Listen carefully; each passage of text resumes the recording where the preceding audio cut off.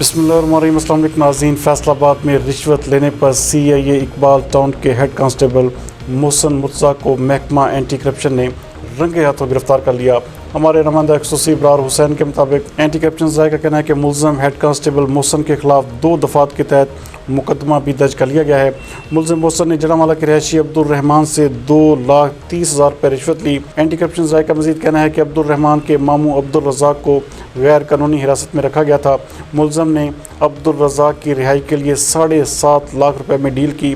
ملزم محسن 4.5 لاکھ روپے پہلے وصول کر چکا تھا، جبکہ ملزم نے CIA اقبال ٹاؤن کے انچارج مجید کے نام پر یہ رقم لی۔ اسسٹنٹ ڈائریکٹر شکایات محمد یونس نے چھاپہ مار کر ملزم کو رنگے ہاتھوں گرفتار کر لیا، جبکہ سول جج محمد صغیر نے ملزم محسن سے نشان زدہ نوٹ بھی برآمد کر لیے ہیں۔